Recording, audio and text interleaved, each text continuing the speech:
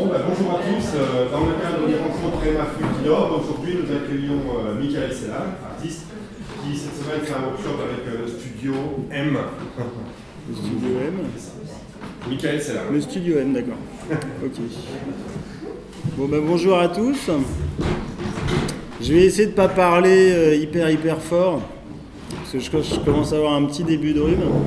Donc je vais vous présenter une sélection un peu succincte de différents projets que j'ai pu réaliser et une dizaine de projets, un tout petit peu plus.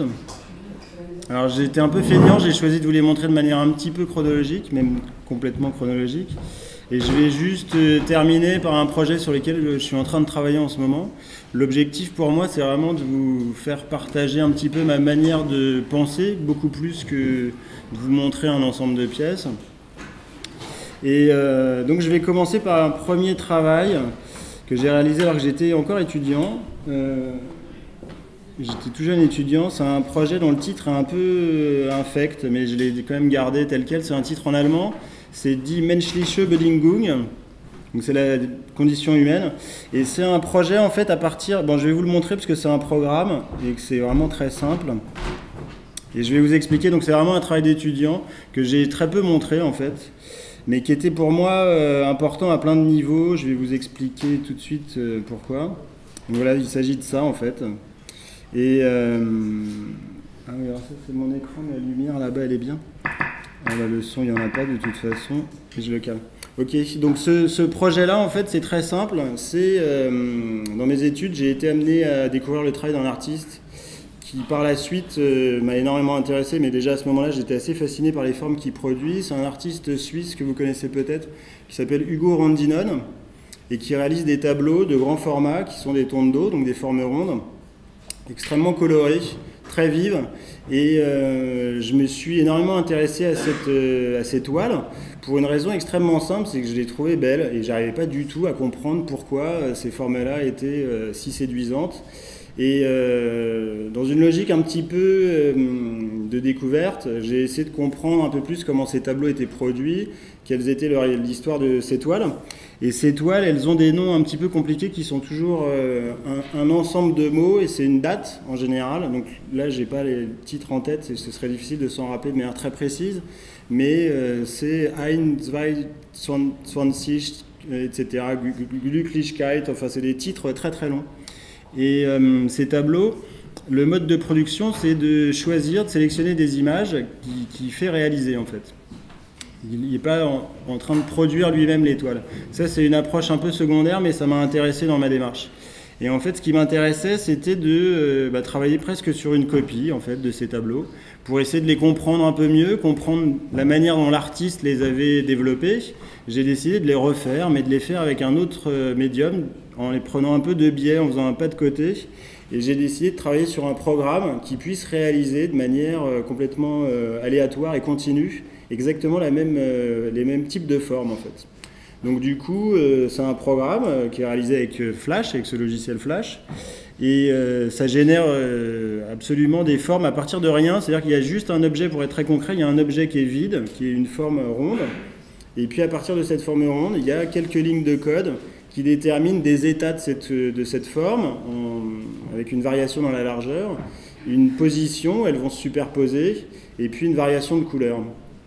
Et ce qui m'intéressait, c'était évidemment de questionner la peinture et d'avoir un travail qui soit continuellement, enfin c'est ce que j'imaginais du monde, qu'on puisse programmer des formes et que ces formes-là, elles puissent être sans limite en fait. C'est-à-dire que c'est un enchaînement de formes qui sont des variations d'elles-mêmes sans qu'un état puisse être plus facilement fixé qu'un autre en fait. Et ma logique, c'était de dire, alors le choix d'extraire de cet enchaînement aléatoire de formes une image pour l'introniser, la réaliser sur une toile, c'était une décision qui me semblait très secondaire par rapport au protocole de production, en fait, au processus. Et donc du coup, ces formes rondes, elles sont juste, elles passent les unes après les autres. Et il y a un tout petit paramètre, c'est celui que vous voyez ici, c'est qu'au moment où il y a une génération d'une nouvelle forme, il y a une légère, comme une sorte de zoom, enfin un mouvement très léger, très doux, et j'avais envie que ce soit un petit peu comme une sorte de rétine qui soit sans arrêt en train de focaliser, de se, comment dire, repointer un peu l'image. Et après, elles ont on va dire, une durée de vie qui est très très courte, c'est quelques secondes, avant de générer un nouvel état, une nouvelle forme en fait. Et donc ce qui m'intéressait avec ce projet, c'était évidemment de me confronter, puis de me positionner par rapport au travail d'Hugo Rondinone, et à une certaine idée de la beauté, d'une esthétique très directe en fait. Ces tableaux, si vous avez eu l'occasion d'en voir en vrai, sont très lumineux, extrêmement vifs. C'est une sorte d'arrondi de certaines toiles de Rothko. En fait, on est vraiment plongé, c'est des grands formats, et on est vraiment plongé dans une image, on est saisi dans l'atmosphère en fait, avec un côté assez flou. Et du coup, j'avais envie de travailler sur le processus beaucoup plus que sur le résultat en fait. C'est quelque chose que vous allez voir qui est un peu constant dans mon travail. Et du coup, c'est-à-dire qu'il n'y a pas un état qui est plus intéressant, plus beau qu'un autre. C'est l'enchaînement de ces états et la manière dont ces formes-là émergent qui m'intéressait. Donc ça, c'était vraiment un tout premier travail. Et puis ensuite, alors là, je vais vous montrer un deuxième projet qui est très différent. Alors vous allez avoir certainement l'impression dans mes différents travaux, puis même dans ma manière d'en parler, que je vais passer du coq à l'âne systématiquement. Et ça va être très certainement le cas. Après, il y a toujours pour moi une forme de logique un peu illogique. Ça veut dire qu'il y a une continuité dans ces travaux, sans forcément qu'il y ait ni cette idée de la cohérence, qui est quelque chose qui me parle très très peu. Je crois que le monde est incohérent, mais je ne vois pas pourquoi une pratique artistique devrait absolument être cohérente. Donc du coup, c'est vraiment des principes de mise en place, d'expérimentation, et d'essayer de vraiment questionner un objet en étant un peu spécialiste de cet objet. C'est pour ça que la première pièce, pour moi, était vraiment décisive. Donc ça, c'est un travail que j'ai réalisé alors que j'étais à ce moment-là étudiant dans une école dont vous avez certainement entendu parler, qui s'appelle Le Frénois, à Tourcoing. Et pourquoi est-ce que je ne peux pas l'ouvrir avec VLC, ça? Je dois pouvoir, voilà. Et donc ce projet, je l'ai réalisé... moi, je vais laisser passer la vidéo pendant que je vous explique. Donc c'est un projet qui s'appelle One Flat Thing. Donc une chose plate. Est-ce que vous m'entendez en même temps que la vidéo, là, même si le son n'est pas encore... Ouais, vous entendez assez... Ok. Là, c'est un peu... Ok. Donc ce projet One Flat Thing, c'est un projet que j'ai réalisé en deuxième année, lors de ma deuxième année au Frénois. Donc One Flat Thing, c'est une surface plate. Et ce qui m'intéressait, c'était en fait de travailler. À ce moment-là, je faisais un petit job à la Maison européenne de la photographie. J'étais gardien de salle. Et je me suis rendu compte que finalement, le vrai habitant des expositions que je gardais, que j'étais censé garder, et alors évidemment, j'avais un livre pour passer le temps. Mais je me suis rendu compte que si les personnes restaient plus de 3-4 secondes devant les photographies, c'était déjà extrêmement long en fait. Donc j'avais un carnet dans lequel je pouvais noter la durée devant chaque toile, dans chaque salle. Il y avait toujours une photographie qui était beaucoup plus vue que les autres. Alors c'était un peu la photographie importante de cette salle, etc. Et donc bref, à ce moment-là, je me suis dit, finalement, les vraies personnes qui vivent les expositions sans décider d'y aller, comme on peut décider qu'on va aller au cinéma, comme on peut décider qu'on va aller chez un psychologue, etc. Quand on décide d'aller voir une exposition, on se met déjà dans une certaine préconfiguration, on est déjà un peu prêt en fait à découvrir des choses. Et les personnes qui gardent les expositions, qui les surveillent, qui nettoient aussi les espaces, vivent véritablement avec les œuvres, mais dans une relation très particulière. Et donc là, cette pièce-là, One Flat Thing, elle a été présentée dans la petite nef qui est à l'entrée du Frénois, qui est une salle assez grande. Évidemment, elle est très compliquée à nettoyer, cette salle. Et à ce moment-là, je m'intéressais à la fois aux recherches dans ce qu'on appelle la domotique, et entre autres des aspirateurs autonomes. Donc l'objet que vous avez vu au tout début de la vidéo, c'est un aspirateur autonome. Et puis je m'intéressais aussi aux recherches de la NASA sur l'exploration de territoires inconnus, et entre autres 2 robots qui s'appellent les Mars Exploration Rover, qui ont été envoyés sur Mars pour découvrir la surface de Mars. Et j'ai eu l'impression que les aspirateurs autonomes, donc là de la marque Karcher, sont les résidus de ces recherches de la NASA. Et j'ai le sentiment que la seule chose qui leur manquait, c'est la possibilité de capter de l'information. Donc comme les robots explorateurs de Mars, ils collectent de la matière, mais un aspirateur, ça ne collecte pas de la poussière pour l'analyser, juste pour s'en débarrasser. Mais c'est la même logique. Et du coup, ce que j'ai fait, c'est que j'ai démonté ce petit robot aspirateur. Je lui ai branché une caméra infrarouge qui est branchée sur ses batteries, qui permet de capter des images. Et puis cette caméra, elle permet aussi de percevoir des informations sonores. Et donc au tout début, ce robot il est placé dans un coin, il est juste très légèrement éclairé. Et puis ce robot il circule dans tout l'espace. Donc moi j'ai essayé de comprendre son rythme, savoir quelles étaient ses possibilités, sa vitesse, comment il se développe. Donc là il est en train de se balader. Et donc il peut nettoyer le sol pendant 20 minutes. Au bout de ces 20 minutes, comme c'est le cas là, il y a un petit capteur infrarouge qui lui indique qu'il est en danger de batterie. Donc il retourne sur la petite station là, pour décharger la poussière qu'il a récupérée et recharger ses batteries pendant 20 minutes. Et donc moi je ne voulais pas du tout dénaturer son rythme, je voulais juste lui rajouter une fonction. Et donc ça c'est les images qu'il capte qui étaient projetées en direct, avec un effet 3D en fait qui est celui utilisé par les ingénieurs de la NASA pour, à partir d'une image bidimensionnelle, créer une extrusion et avoir une idée du terrain, en fait, sur Mars. Et donc là, voilà, il va se rebrancher sur la station, là. Donc il éjecte la poussière qu'il a accumulée. Et puis, il est en train de recharger ses batteries, en fait.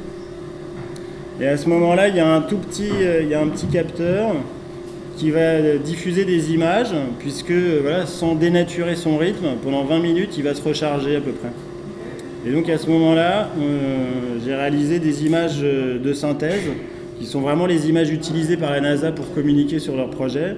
Et j'ai juste remodélisé une surface de Mars, avec le robot aspirateur de Karcher, là, qui se déplace dessus, dans une ambiance un peu romantique. Et puis ça, c'est des scènes de joie, en fait, que j'ai récupérées. Enfin, celles-ci, elles sont complètement factices. Tous ces gens-là sont des acteurs, des figurants. Et je me suis rendu compte que la NASA communique ont deux moyens de communication, en fait. C'est soit les images 3D, pour montrer comment ils vont réaliser des missions, des opérations sur une planète où on ne peut pas emmener d'équipe de tournage, on ne peut pas filmer. Et ensuite, c'est ce côté très, on va dire, concret des équipes de travail, la vie de ces ingénieurs. Et ce que je trouve intéressant, c'est que ces moments-là, j'ai juste choisi l'explosion de joie. C'est le moment où la mission est vraiment accomplie, elle est réussie. Et tous les ingénieurs sont juste... c'est la joie dans l'entreprise, en fait. Donc c'est une joie un peu factice, qui est un peu transformée. Et donc, voilà, ils sont contents, la mission est bien remplie. Et pendant que cet aspirateur se repose, en gros, recharge ses batteries, ces ingénieurs voilà, sont contents du travail bien accompli. Et puis le robot, lui, évolue comme ça de manière très romantique sur un territoire martien. Et donc l'installation, elle marchait de manière continue. Et elle a juste voilà, nettoyé le bâtiment pendant un certain temps. Et puis collecter un peu de poussière. Et ce qui était extrêmement intéressant, c'est qu'évidemment les contacts, les retours que j'ai eus qui étaient les plus intéressants, c'est pas forcément les retours du public, des visiteurs qui allaient voir la chose, mais c'est les gardiens de l'expo qui me passaient des coups de téléphone pour me dire le robot s'est un peu perdu, il est dans un coin, je l'ai ramené pour qu'il recharge ses batteries, etc. Ou les dames de ménage qui me disent mais il est en train de me piquer mon boulot ce truc. Je dis mais absolument pas, et regardez il y a de la poussière partout, il fait rien, il se balade, il frotte juste la poussière, évidemment ça peut pas remplacer son activité, quoi. Donc voilà, c'était ce projet au Fresnoy. Bon là vous avez vu un bon aperçu de la chose. Et puis alors ensuite un autre projet dans un registre encore une fois très très différent. C'est un projet qui s'appelle The Flying Dutchman, qui est un projet de vidéo, mais dont la partie vidéo est tout à fait secondaire. Hop. Donc en fait j'ai fabriqué en 3D une sorte de vaisseau spatial qui serait un conglomérat comme ça plein d'objets de diffusion sonore, donc des enceintes, comment on appelle ça, des ghetto blasters, des postes radio, une platine vinyle, il y a différents iPods, etc. Des amplis, un ampli Fender. Et à partir de toute cette matière pour diffuser du son, j'ai fabriqué cette forme. J'ai réalisé ensuite une vidéo très, entre guillemets, plastique, c'est-à-dire qui ressemble un petit peu à ces plans qu'on peut voir dans les films de science-fiction, où on a une caméra rasante, où on voit un vaisseau qui a l'air lourd, qui a l'air d'avoir du poids, qui a une dimension qui semble impressionnante. Tout ça, évidemment, c'est des trucs. Et puis, cette vidéo qui dure 2 minutes 40, qui est à peu près la durée d'un morceau qui passe à la radio, je l'ai envoyé à plusieurs musiciens à qui j'ai demandé de réaliser une version sonore possible de cette vidéo. Donc, tous les musiciens qui ont produit un morceau, ils ont tous donné une intensité très particulière à ces images, ils leur ont tous fait dire quelque chose de particulier. Il y a un musicien qui a décidé de mettre absolument aucune information sonore, en considérant que dans l'espace, il n'y avait pas de son qui circule. Il y en a un autre qui a fait au contraire une bande-son très champêtre, avec des bruits d'insectes, de vaches en train de vaquer leurs activités de vaches, quoi. Il y a d'autres personnes, au contraire, qui ont travaillé sur une bande-son très précise, très calée sur les différents plans, etc. Et moi, ce qui m'intéressait, c'est d'avoir la même vidéo qui circule comme ça, un peu comme un écran de veille, de manière continue, mais avec à chaque fois une dimension sonore très chargée, en fait. Et donc toutes les pistes s'enchaînent les unes à la suite des autres. Et ce qui était intéressant, c'était aussi cette discussion avec les musiciens pour qui, en général, on essaye de faire absolument caler parfaitement les images à l'intensité qu'on veut donner à une scène ou à une séquence vidéo. Là, au contraire, ils étaient tous en train plutôt de questionner leur propre approche de la musique. Et du coup, ce que je leur proposais, c'était vraiment voilà, de trouver leur manière très particulière d'exister musicalement, presque indépendamment de ces images, en fait. Et puis, donc voilà, la vidéo se termine. Là, c'était systématiquement les mêmes images, comme un écran de veille, en fait. Et cette histoire du Flying Dutchman, c'est le Hollandais volant, c'est cette idée d'un vaisseau fantomatique. Puis c'est évidemment lié à la piraterie sur Internet, au fait que tous les musiciens qui ont contribué à ce projet, c'est des morceaux qui sont tous libres de droit. Donc c'est vraiment une manière de questionner la notion de droit d'auteur sur Internet. Ensuite, je vous montre un autre travail que j'ai réalisé pendant la 2e nuit blanche à Paris, un projet qui s'appelle Scratch, qui est toujours avec un robot. Cette fois-ci, c'est avec un robot qui a cette forme-là. C'est un robot industriel qui est censé être, qui était présenté à ce moment-là comme étant le robot industriel le plus rapide au monde. En gros, ce qu'il faut imaginer, c'est que cette partie-là qui est mobile, on peut imaginer que de ce côté-là, il y a par exemple, c'est un robot dans l'industrie alimentaire en fait. Donc dans cette partie-là, il y a un rayon, enfin une sorte de chaîne qui roule avec plein d'objets, plein d'aliments en vrac. De l'autre côté, des caissons de rangement, de conditionnement. Et ce robot est capable d'aller repérer chaque chose et puis de les ranger comme il faut en fait. D'accord ? Et puis, donc moi j'ai vu ce robot-là que j'ai trouvé fascinant, extrêmement intéressant. J'avais envie de l'utiliser, mais de l'utiliser pas dans une logique de détournement, mais en amplifiant ce qu'il peut produire. Et donc j'ai travaillé sur la transformation de ce robot pour qu'il puisse scratcher en fait un disque vinyle avec plein de variations de vitesse, d'intensité, que ça devienne une sorte de DJ mais très méchant en fait, très corrosif par rapport au disque, puisqu'il explose un peu la surface du vinyle. Et puis là je voulais vous montrer les partitions, puisque du coup pour discuter avec les programmeurs, les ingénieurs qui développent les mouvements de ce robot, j'ai dessiné plusieurs partitions, voilà, qui était à la fois un outil presque de composition musicale, et puis en même temps c'était aussi un vrai outil de travail pour la programmation en fait. C'est-à-dire qu'à partir de toutes ces coordonnées qui étaient très précises, l'ingénieur qui a programmé les mouvements du robot a pu tracer les différentes variations de vitesse, les différentes formes en boucle. Enfin, il y avait un petit protocole assez simple qu'on a défini ensemble, mais je trouvais intéressant de les montrer. Et puis là je vous présente une vidéo. Bon, elle est très courte. Hein. Les vidéos, là, comme vous voyez, c'est vraiment des documents. Hein. Donc voilà, ce geste, ce mouvement-là, en fait, c'est quelque chose qui fait... Il y a 6 partitions. Il commence toujours par la première partition. Il termine par la 6e. Entre les deux, il fait un peu un mélange. Et je voulais, alors voilà, et je voulais absolument que entre chacune de lecture de ces 6 partitions, il fasse un peu ce geste-là en fait, comme un DJ qui se détend un peu les bras, et que ce soit pas un rythme trop continu, que ça marque vraiment une coupure, qu'on comprenne qu'on soit dans un autre moment de l'installation en fait.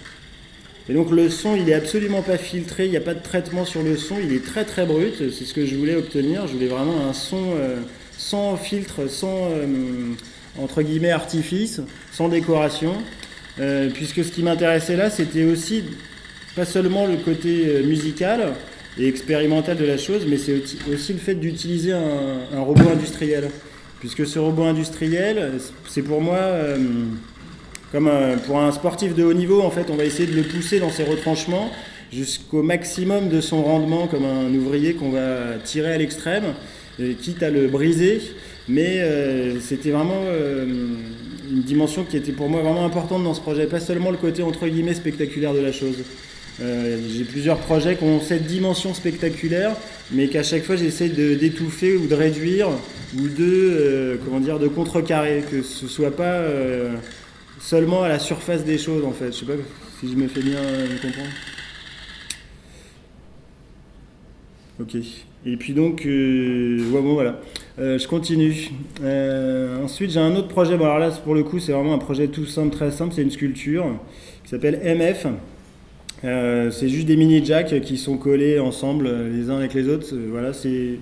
En fait, ce qui est intéressant pour moi, si je vous montre cette pièce-là, c'est un objet qui est fait vraiment cette forme-là. C'est une sculpture vraiment très, entre guillemets, classique. Mais ce qui m'intéresse, c'est en fait d'essayer de faire des formes très tendues, très réduites, assez minimales, mais qui prennent en compte quand même toutes les dimensions qui m'intéressent dans des projets plus compliqués, qui impliquent une temporalité, une équipe, éventuellement un budget, comme le projet Scratch, ou le projet avec le robot aspirateur avant, etc.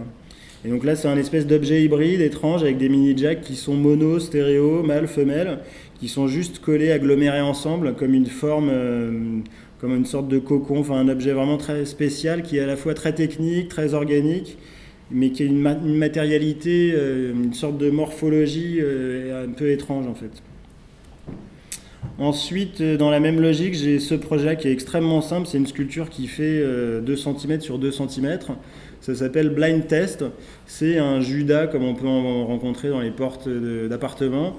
Et j'ai juste encastré à l'intérieur du mur un faisceau laser, un laser rouge en fait, les lasers qui abîment la rétine. Ceux qu'on voit aussi dans les films comme Terminator, enfin un laser de sniper. Et donc c'est une pièce très simple, mais qui, comme la sculpture juste avant, pour moi, c'est une manière très simple, très tendue de m'intéresser à une sorte de violence, à un rapport à l'objet quotidien ou l'objet domestique, et puis en même temps une technique très particulière, enfin un rapport à la technique très particulier. Et donc cette pièce-là, c'est évidemment une manière de se brûler la rétine, de s'abîmer physiquement le regard. Ce qui m'intéresse, c'est aussi de questionner cet objet très particulier. Moi, j'ai grandi dans les cités HLM de la région en Seine-Saint-Denis. Tous les appartements sont équipés en standard de Judas. Et c'est un rapport très particulier avec à la fois les voisins, à la fois l'extérieur, à la fois comment on se positionne les uns avec les autres. Et puis avec cette idée du danger ou de la menace qui est vraiment incarnée par ce faisceau laser rouge. Et puis c'est aussi une manière de questionner cette phrase très connue de Marcel Duchamp, ce sont les regardeurs qui font le tableau. Ici, si on est invité à regarder, c'est vraiment pour s'abîmer en fait. Ensuite, je vous montre un autre projet qui s'appelle Black Metal Forever. C'est une sculpture performance. Donc c'est une nacelle de chantier, donc voilà le plan là. Donc c'est une nacelle de chantier que les ouvriers utilisent pour construire plutôt dans le bâtiment, apporter des éléments, etc. Cette nacelle de chantier, je l'ai entièrement recouverte d'une sorte de plastique thermoformé, un peu brûlé, comme si elle avait été abîmée, un peu en jouant avec l'iconographie des groupes de black metal, quelque chose de très froid, très brûlé, très acide, très marqué. Je l'ai ensuite, donc là on voit un peu les câbles qui courent de partout. En fait, il y a plusieurs capteurs micro-piezo qui sont distribués sur toute sa surface, qui permettent de recueillir des sons qui proviennent de la machine. En gros, l'idée, elle est très simple, c'est de faire une nacelle, un solo de nacelle, comme si c'était une guitare électrique. Et sauf que là, c'est l'outil de travail d'un ouvrier de bâtiment, en fait. Donc c'est vraiment aussi simple que ça. C'était présenté là dans la nef du 104. Et donc, attendez, avant de vous montrer la vidéo, il y a un document que je voulais vous montrer. Ah, je ne l'ai pas là, si c'est là. Ça, c'est la partition en fait que j'ai définie avec le pilote de la nacelle. Donc c'est vraiment les variations de couleurs. Bon là, elle est évidemment stylisée, hein. Les variations de couleurs, elles correspondent aux différentes possibilités dans ces manettes, avec des durées, des rotations, etc. Et j'avais envie d'avoir quelque chose de très très lent, de très animal. Donc ça, c'était un logo qu'on avait fait sur le projet. J'avais envie d'avoir quelque chose de très animal et en même temps de très lent, très calme. Et bon, bah, je vous montre la vidéo, elle est assez courte, hein.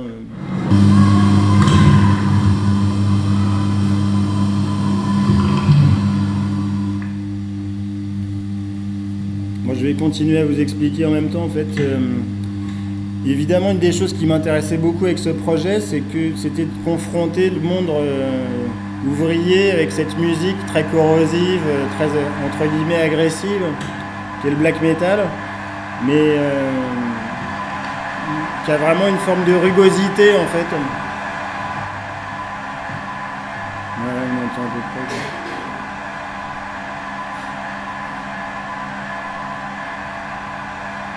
La vidéo, je vais un peu l'accélérer parce que c'est vraiment un document de travail cette vidéo. Enfin, un document de travail, c'est un document de restitution en fait. C'était pour moi un bon moyen de faire une archive de cette performance. Mais elle a été filmée vraiment comme si on observait un animal qui est en train de se réveiller en fait. Donc j'ai vraiment envie que ça ressemble à un documentaire animalier. On voit l'objet de très près en fait. Sur sa surface. Bon,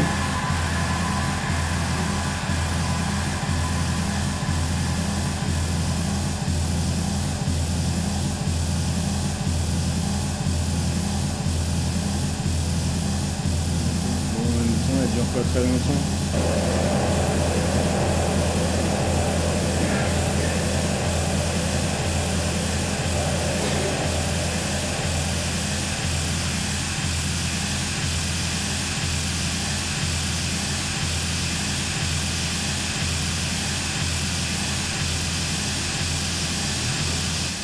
Les sons, ils sont répétitifs pour une raison très simple, c'est que je dois utiliser peut-être 3 samples. Et ces 3 samples-là, ils sont connectés, on va dire, à l'intensité de ce que reçoivent les capteurs, en fait, les capteurs piézoélectriques.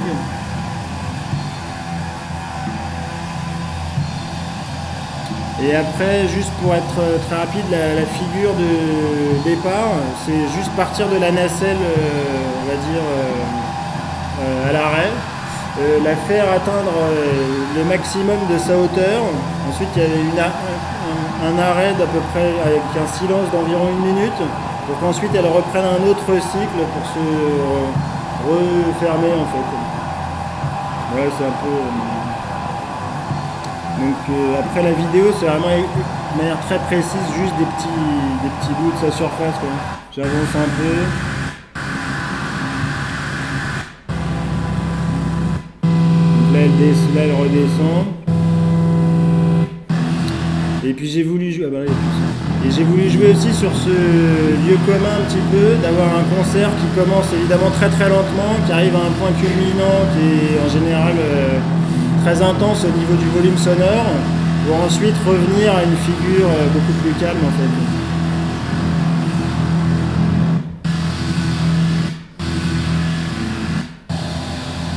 Bon, je laisse juste la fin.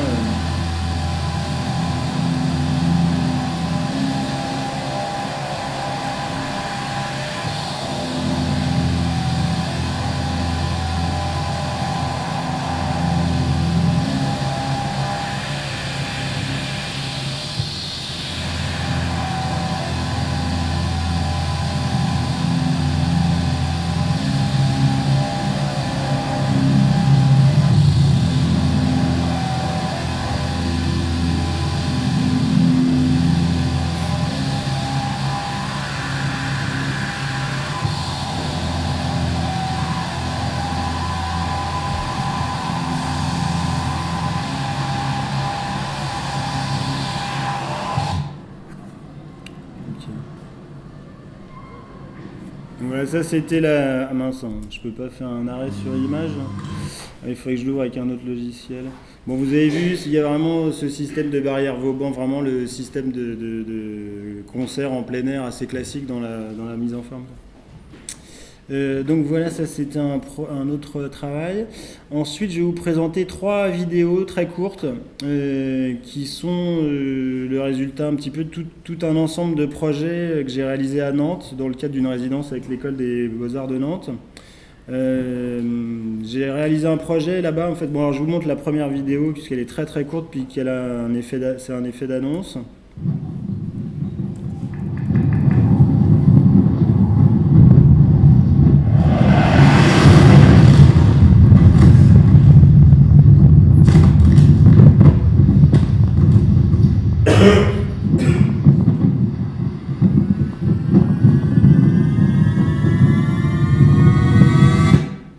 Ok.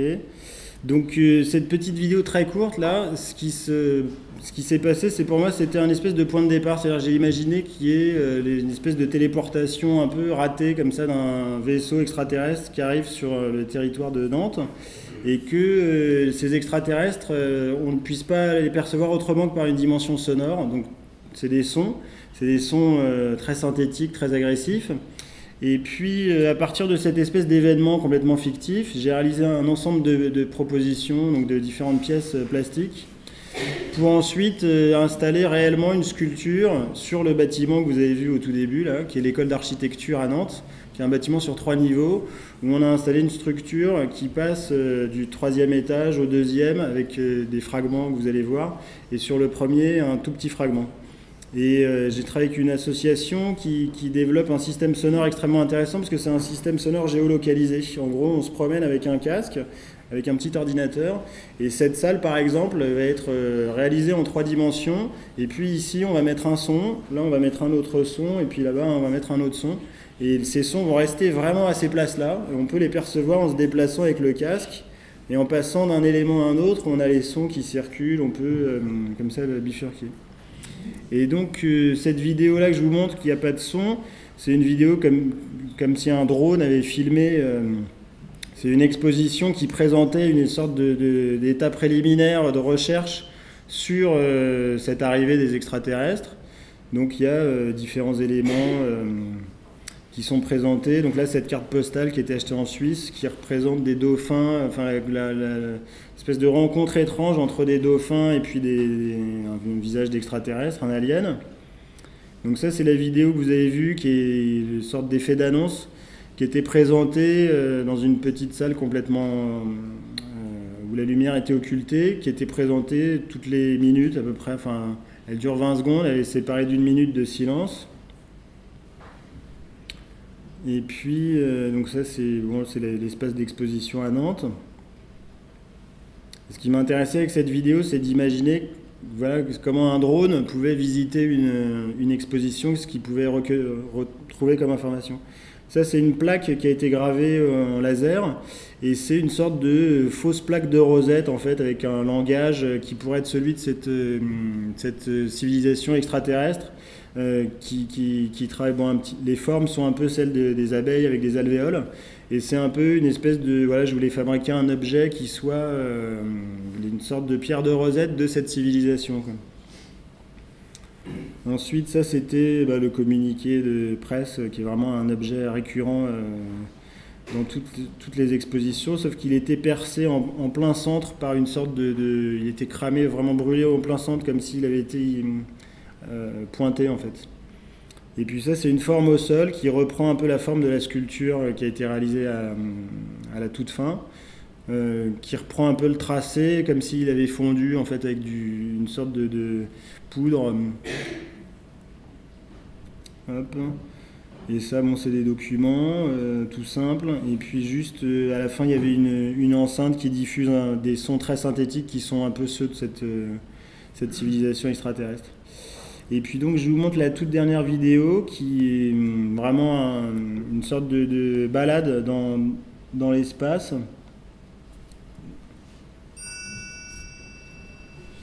Donc voilà, la jeune fille, là, elle utilise le dispositif avec le casque et puis l'ordinateur en fait, qui permet de se positionner dans l'espace sonore.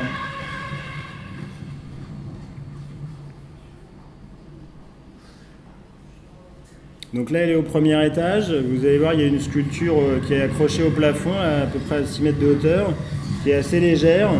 Et les sons qu'elle perçoit juste à l'endroit de cette sculpture, c'est ces sons-là, ces sons synthétiques, mais qui sont encore assez calmes en fait. C'est-à-dire que c'est à ce niveau-là, ce que j'ai imaginé dans ce scénario global, c'est que les sons des extraterrestres, leur comportement était un peu chétif, un peu timide, qu'ils n'étaient pas encore tout à fait actifs en fait.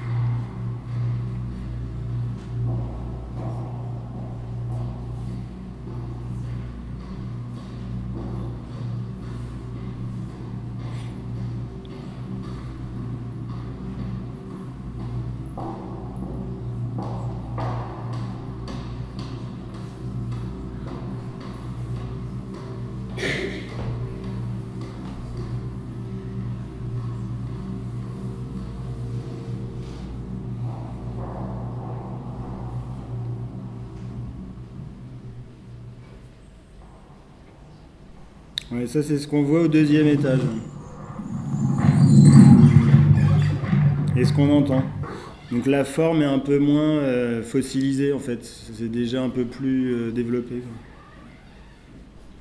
Et les sons sont plus... il y a plus de, comment dire, de basses, ils sont aussi plus dynamiques.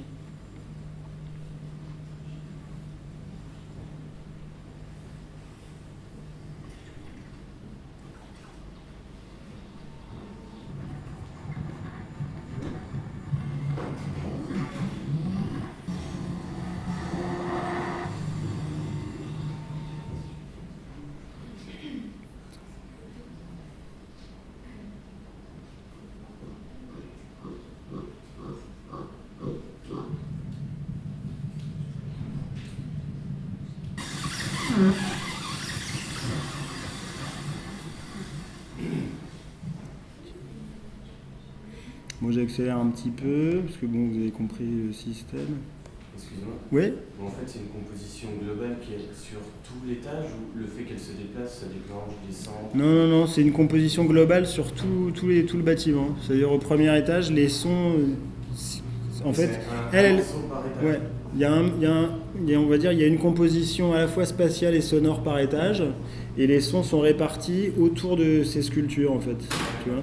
Donc au premier étage, c'est un tout petit peu au plafond, donc si elle se met à peu près dessous, là elle entend des sons, c'est-à-dire les sons étaient vraiment répartis. Donc si elle se déplace au milieu, il reste spatialisé en fait. D'accord ?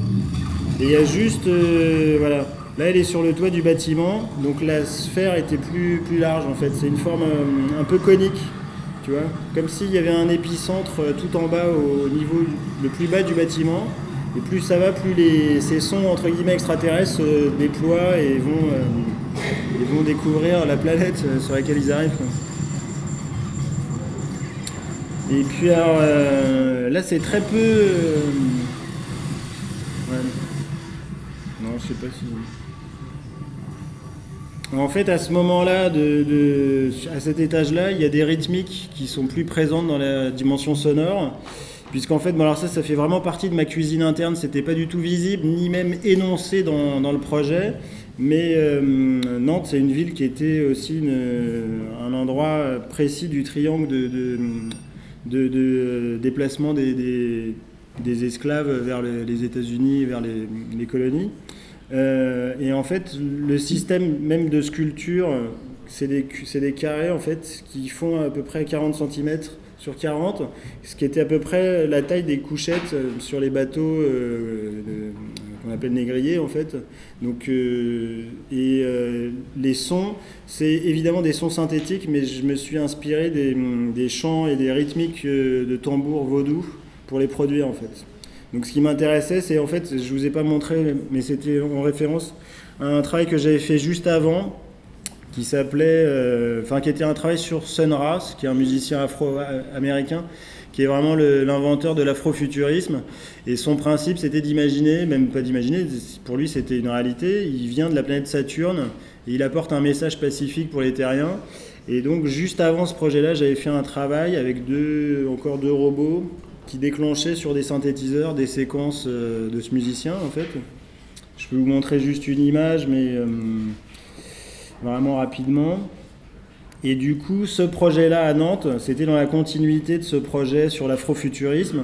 Et je voulais pas que ce soit de manière trop directement visible en fait. Donc ça, c'était le projet qui s'appelait The Intergalactic Afrofuturist Space Door, donc la porte intergalactique afrofuturiste.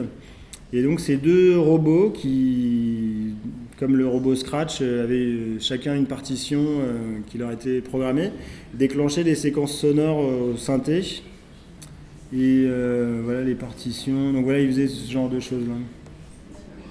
S'il vous plaît. Voilà. Donc voilà, ça c'était un projet qui était en relation à l'univers de Sun Ra, à l'afrofuturisme, et du coup j'ai prolongé un petit peu ces questions-là avec le projet à Nantes. Ensuite, ça je vais vous montrer, bon alors je vais essayer de vous raconter ça assez rapidement. C'est un projet que j'ai réalisé aussi à Nantes dans le cadre d'un 1% artistique dans une salle de concert. Et en fait, donc j'ai réalisé, bon alors là je vous montre vraiment des documents de travail. Donc ça c'est des images en 3D d'une sculpture. Voilà, qui est suspendu à un bâtiment, c'est un vérin mécanique. Ça, c'est des dessins qui présentent un petit peu voilà, l'activité du public dans la salle de concert. Et puis là, c'est des dessins de machines techniques un peu étranges. Et puis ensuite, voilà, en fait, j'avais commencé par travailler là-dessus. Donc c'est un projet qui s'appelle Shake Baby Shake. Mon approche, c'était de considérer qu'il y avait voilà, une énergie, une intensité, qu'en gros, j'allais utiliser l'activité du public dans une salle de concert, que j'allais découvrir, analyser et puis comprendre cette activité-là, donc cette joie, et qu'à partir de ça, j'allais déclencher les mouvements d'un bras mécanique, d'un vérin, qui peut venir percuter le bâtiment en fonction de l'intensité de la joie du public, en fait. Donc c'est comme un vue-mètre. Vous voyez ce que c'est un vue-mètre en musique? C'est sur une table de mixage. Si ça va trop fort, si le son est trop puissant, ça va vers le rouge. Ça fait un buzz en gros. Et si le son est à peu près convenable, on reste dans le vert, etc. Et donc là, mon idée pour ce projet, c'était d'utiliser la matière première, qui était donc les comportements du public dans la salle. Donc là, on a utilisé une caméra infrarouge, qui est une caméra très technique, en fait, très précise, une caméra industrielle, qui permet d'analyser les comportements de différentes personnes et aussi la chaleur que leur corps va émettre. Il y a un capteur de CO2 aussi pour comprendre l'intensité du souffle qui est émis, de la chaleur de la salle. Et puis ici, un micro Sennheiser très directionnel, très précis. Et tout ça, c'est sur ce qu'on appelle le grill, donc 6 ou 7 mètres de hauteur. C'est orienté vers le public. Et là, j'ai travaillé avec un ingénieur qui a réalisé un programme assez incroyable, puisque le son qui est capté, c'est exclusivement le son du public. Le micro est orienté vers les groupes, vers la scène, vers la salle, mais il a créé un algorithme qui élimine toute forme rythmique. Donc du coup, on entend uniquement le son des gens. Alors on entend en fond un petit peu comme si c'était très lointain, un groupe qui joue, mais on a pu se concentrer uniquement sur le son produit, donc les cris, les vêtements, les danses et tout ça. Et donc tous ces sons-là sont ensuite analysés et envoyés à l'extérieur, sur ce bâtiment, à cette structure. Voilà, cet objet-là, qui est suspendu au-dessus du bâtiment et dont on a uniquement l'extrémité du bras qui s'active de manière extrêmement synchrone avec ce qui se passe dans la salle.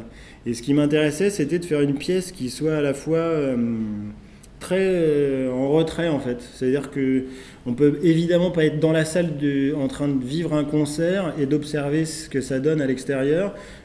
Et pourtant, c'est exactement au même temps. C'est vraiment au temps très direct. Ouais.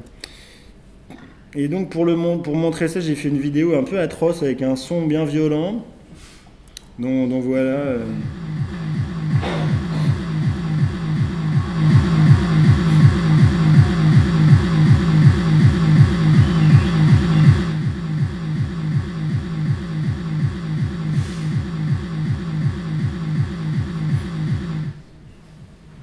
Voilà, ça c'est le type d'image que voit la caméra en mode infrarouge. Donc tout ce qui est blanc, bon là c'est trop rapide. Et tout ce qui est blanc, c'est les gobelets de bière qui émettent évidemment aucune chaleur. Tout ce qui est noir, pardon, les petits ronds noirs.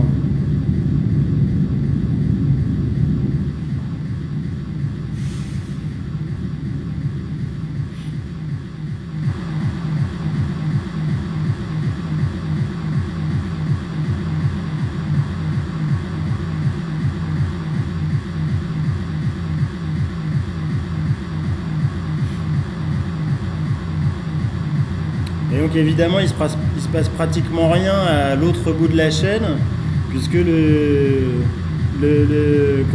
bras lui-même, il restitue de manière très fidèle ce qui se passe dans la salle. Et en fait, c'est absolument rarissime que tout le monde dans une salle hurle en même temps.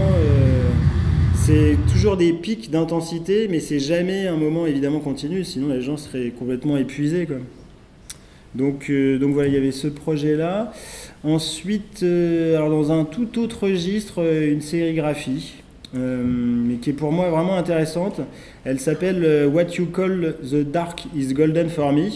C'est une sérigraphie sur un plexiglas très très réfléchissant, qui a vraiment une qualité de presque comme un miroir. Et sur cette sérigraphie, ce qui est imprimé, c'est le visage de cette dame qui s'appelle Helen Keller, qui est une dame qui est sourde, muette et aveugle de naissance. Et là, j'ai utilisé une photographie de quelqu'un qui s'appelle Youssouf Karch, qui a fait beaucoup de portraits pour le magazine Times aux États-Unis. C'est souvent des images très posées, très cadrées.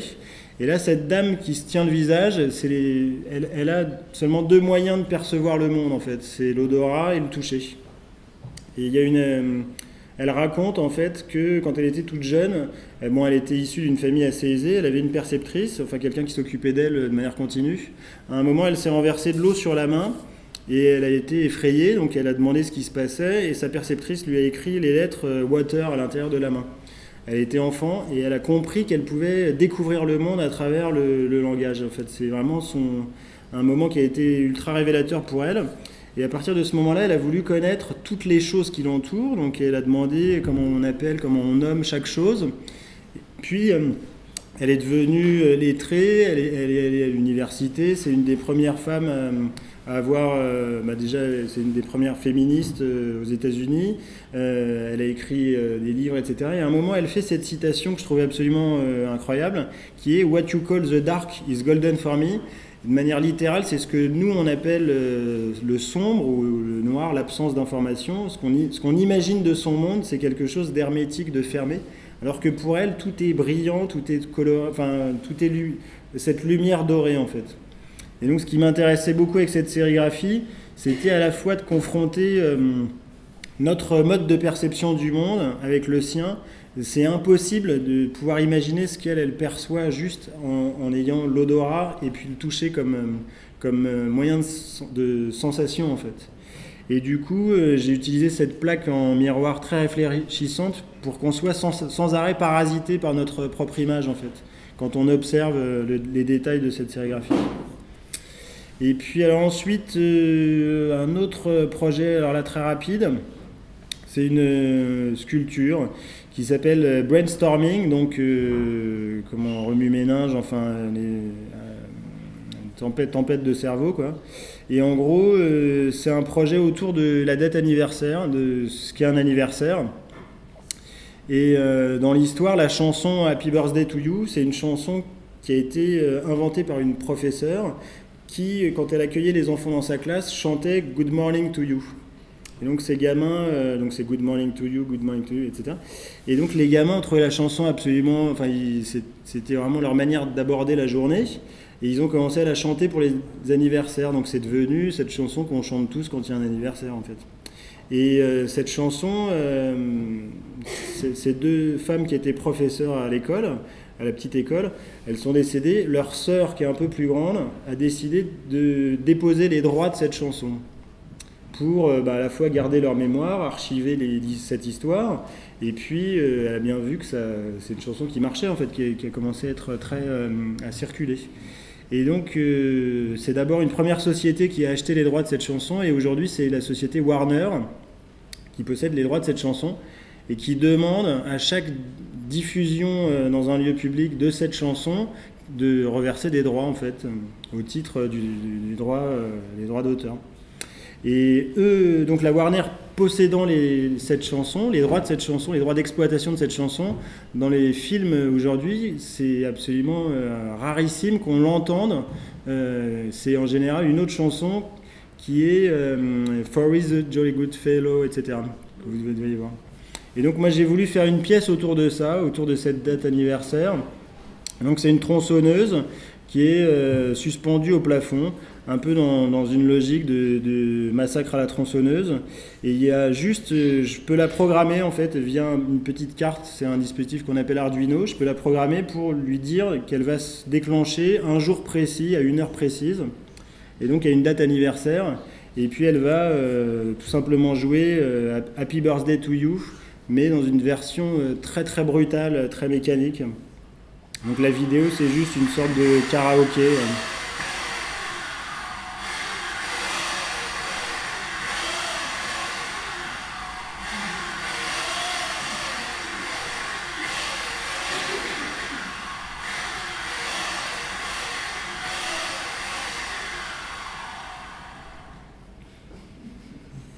Voilà.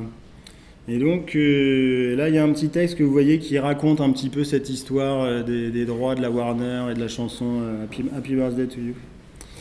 Ok, ensuite, alors j'ai bientôt terminé. Là je vous présente un projet que j'ai réalisé quand j'étais en résidence à Bourges, à la Boxe.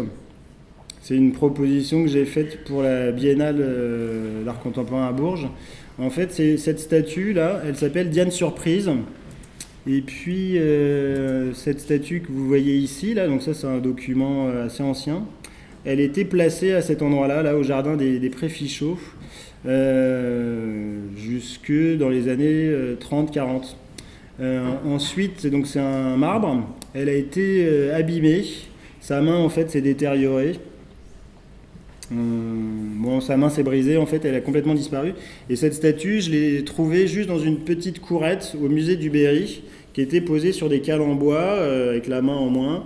Et je la trouvais extrêmement intéressante. Il n'y avait pas de cartel, elle n'était pas présentée, elle n'était pas exposée, elle était un peu comme stockée dans cette cour. Et quand il a été question de faire une pièce pour cet événement, là, cette biennale, j'ai tout de suite eu envie de la réparer, de la transformer, enfin de lui rajouter quelque chose. Et puis, évidemment, autour de moi, mes contemporains, mais c'est le cas un peu pour nous, on a toujours ce téléphone, cette espèce d'objet intelligent dans nos mains, qui participe maintenant de la vie de tous les jours, dans les transports en commun, dans la rue, on voit juste sans arrêt dans le train des gens avec leur téléphone. C'est vraiment l'outil aujourd'hui convergent qui fait de la photo, de la vidéo, de la communication, de l'échange, on accède à l'information, etc.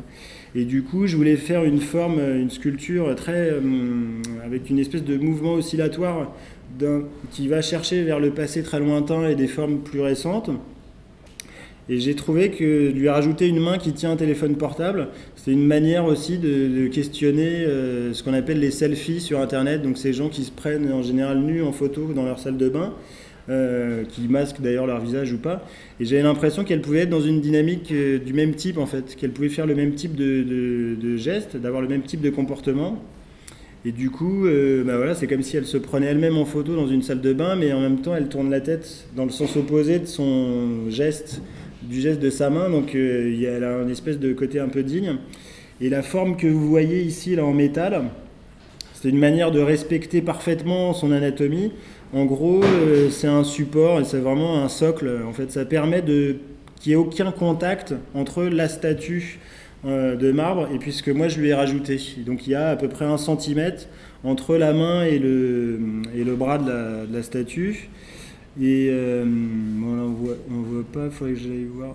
Ouais, bon là on voit pas non plus. Et puis en gros, et puis voilà, quand on voit de dos, c'est-à-dire que le socle, il va vraiment chercher un point d'équilibre à peu près par là. Il y a juste une tige qui passe entre le drapé et puis son autre main, sans qu'il y ait de contact.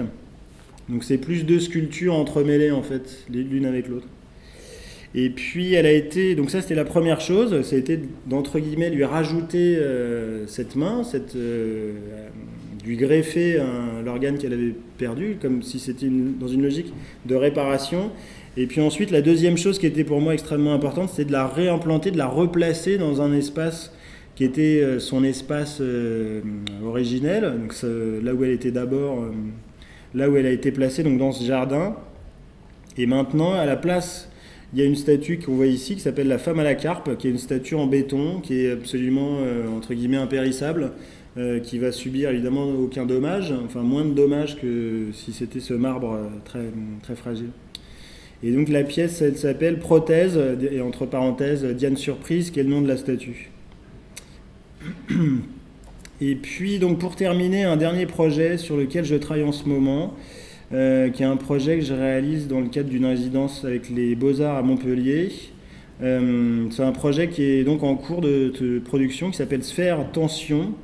Et en gros, c'est une chaise en métal qui a été sculptée, qui ressemble un peu à, voilà, qui est même concrètement cette chaise-là.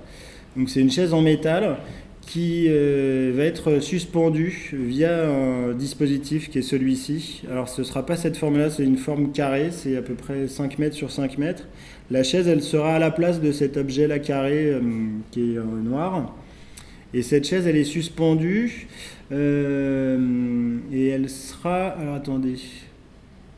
Elle est suspendue dans l'espace en fait et elle va dessiner la forme d'une sphère en fait. Okay, sauf qu'elle va dessiner la forme de cette sphère en se déplaçant à 2 mm par seconde. Et 2 mm par seconde, c'est plus lent que le rythme cardiaque ou que la respiration. C'est extrêmement lent en fait, c'est vraiment presque impossible à voir à l'œil nu. Et ce qui m'intéresse, c'est que ça va être juste un objet qui sera sans arrêt statique, sans arrêt même s'il est en déplacement, dont on ne voit jamais les variations en fait.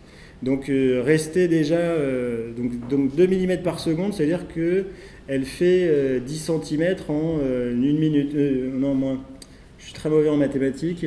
Ça fait, bon, c'est vraiment presque, c'est une distance vraiment tellement infime, on ne peut pas rester aussi longtemps devant un objet en fait, à regarder un objet aussi longtemps, même s'il se déplace très doucement, quoi. Et donc ce qui m'intéressait, c'est d'utiliser un rythme un peu géologique, un peu biologique, celui de la Terre qui se déplace, enfin vraiment quelque chose d'extrêmement lent. Et puis elle sera présentée avec un objet, bon là c'est pas du tout le cas, là c'est juste un test. Un objet qui reprend la structure, et cet objet, bon là c'est du plâtre, mais ce sera un objet en 3D qui va être imprimé, qui reprendra exactement toutes les positions de cette chaise, et qui montrera la forme finale en fait. Je ne sais pas si je me fais comprendre. C'est-à-dire que la sphère que dessine réellement la chaise dans l'espace, on l'aura en plus petit avec toutes les coordonnées possibles. Donc ce sera une manière de voir les deux états d'un même objet, enfin d'une même circulation en fait. Et puis, j'ai une petite vidéo, mais la vidéo, c'est toujours beaucoup plus rapide qu'un être humain. Donc voilà, ça c'est le système. Ça c'est ce qu'on peut faire avec le système qu'on va utiliser. Donc on peut faire plein de mouvements différents. Et voilà, là, elle est en train de... Là, c'est un test alors, je crois que c'est un peu plus rapide que 2 mm par seconde.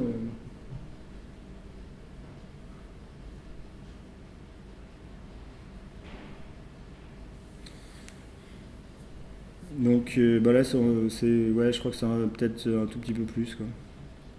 Ok, bon bah écoutez, je crois que j'aurais un peu terminé avec tout ce que je voulais vous montrer. J'espère que j'étais pas trop fatigant. Donc évidemment, comme si vous avez des questions ou quoi, maintenant ou à un autre moment, je serais ravi d'en parler avec vous.